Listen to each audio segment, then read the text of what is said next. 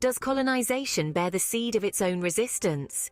Has the act of imposing cultural, economic, and political control over another nation or people ever been met without opposition?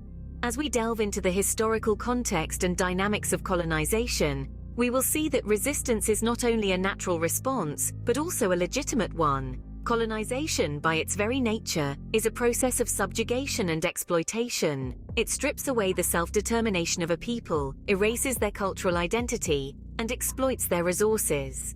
This is not just a historical phenomenon that took place in the age of exploration. Modern forms of colonization continue to persist, with powerful nations exerting control over weaker ones through economic, political, and cultural means. Resistance to colonization has taken many forms throughout history.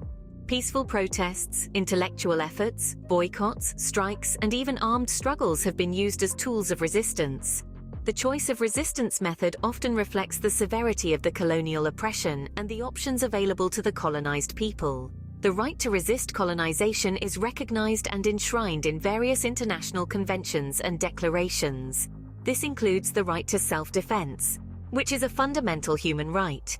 It is important to note that resistance is not just an act of defiance, but a fight for freedom, dignity, and self-determination. Legal avenues have also been employed to challenge colonization.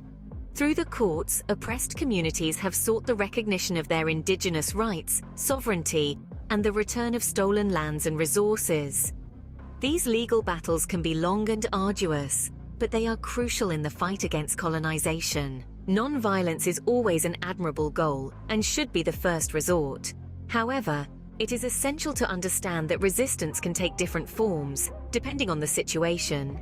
The right to self-defense against physical harm is a fundamental and inalienable right. In summary, colonization is a process of exploitation and subjugation that has been met with resistance throughout history. This resistance is not only a natural response but a legitimate one, recognized by international law and conventions. The fight against colonization is a fight for freedom, dignity, and self-determination, and it is a fight that continues to this day in various forms and in different parts of the world. A voiceover.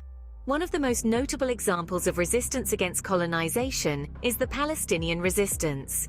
This resistance has been ongoing for decades against Israeli occupation. It has taken many forms, including peaceful protests, legal battles, and even armed struggle. The Palestinian resistance is not just a fight for land, but a testament to the indomitable spirit of a people fighting for their freedom, dignity, and self-determination. The Palestinian resistance is an honorable example of the fight against colonization.